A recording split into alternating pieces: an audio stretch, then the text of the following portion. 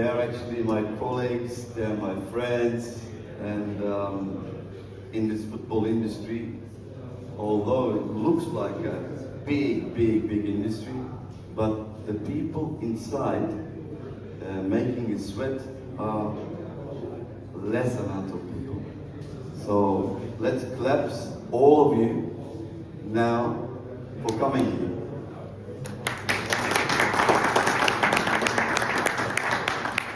Well, my dear guests today, Cenk Ergun-Former Sports Director of Galatasaray, Dehan Ogetbil-Chief Scout of Beerschot, and Marko Matuszynski, Head of Performance Science from Ultrax.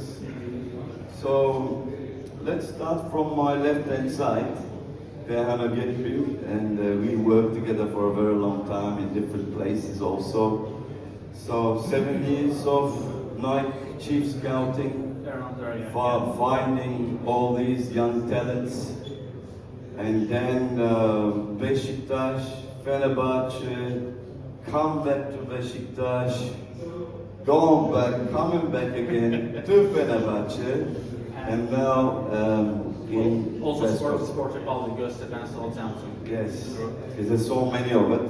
So let's start from you. I mean, the process in this your new team, Beerschot. What's the process? Right now we are having some tough time, unfortunately. It's not an easy challenge for us. We have just come, we did our best in the January window, but unfortunately we are about to relegate. Right now we are preparing for the next season, and scouting is the most important thing for this. We have some our short-term and long-term objectives. What I'm doing now is actually by myself. I'm mostly by using Comparisonator plus the video platforms. I built myself a big long list. I used some, the Comparisonator's indexes and their filtering system to create myself a long list. I went through all those players individually. I checked their data, I checked their videos, and I made a very good, very detailed shortlist right now. So I can say that scouting at the moment, AI and data scouting is the most important. At least, I mean, minimum I can say is that it is reducing the time of the work. In the past, when I was working at Beşiktaş like 10 years ago, we were not having these kind of tools. We had to watch all those players one by one, thousands of players. So we were like 6 scouts, it was not enough. Now, just by myself and another scout with me, or maybe 2, we can do more work, a lot more work, 10 times more work than 10 years ago. So, I hope we will do a better job this season and get back to the first league back again. Well, head of performance, strength and conditioning, but also coaching and head of performance at several different clubs, naming Dynamo, Istra, Lokomotiva, Rudesh, and the under 21 Croatian men's national team.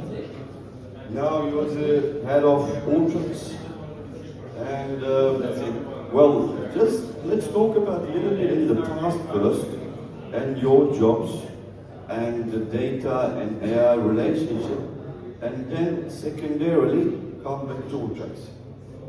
Yeah, well, first of all, nice to be here. Thank you for invitation. Yeah, this was my background. I started before like 13 years working as a strength conditioning coach, starting volunteering, with under 7, under 9, 12, 15, 19 categories, then in a few clubs, like you said, worked as a head of performance, and then during that moment we faced a lot of challenges, a lot of teams, a lot of players, a lot of coaches, and we wanted to make sense of the data that we are gathering.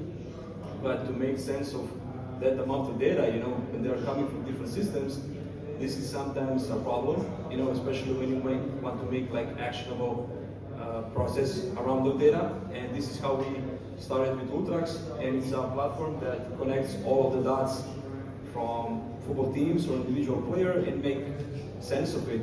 Like, let's say if we collect on GPS data and we saw that someone is running 100 meters sprinting or things like that, but the most important things where he's running, putting some performance data or tactical data inside, depending on the system, depending on his position, and these kind of things, but also things like sleep data, wellness data, things that he's doing on a daily basis. We try to make the context of all of that and make sense to the coaches. It's like Dehan said, we want to provide actionable solutions to coaches, to players, and to everybody who are in this system. All your life, Galatasaray, Turkish national team, speaking around the world, but being in a top team is a massive challenge at the same time, because a lot of pressure, a lot of fans pressure, a lot of pressure within the club, because there's always an opposition. With all these things in mind, so how was the decision-making chain with regard to transfers and the relationship with data? I mean, you were a great user of Comparisonator, also thank you for that. And let us know how the pressure, the scouting, making the decision, and how did this chain work? Thank you very much. I'm a new member of Jurassic Park. I spent 25 years in the sports industry. We discussed a lot. When I have started, we were checking the players from the video cassettes by Galaxy VHS. We were receiving boxes of full cassettes sent from Argentina to watch the players. We had an archive, all with the cassettes. And then the technology has started to help us a lot. And we have experienced a period of time that we started to collect the data. It was a tough change. I remember very well, we were forcing the players to put this GPS thing during the training session. Some people were reacting. Now we can see that during the games we can collect this data easily. Now the phase is we have the data from every single second of the players. While he's playing, while he's training, while he's resting, while he's on vacation, from blood, from urine, from the GPS data. Now the issue is, and Marco said, what does this data mean to us?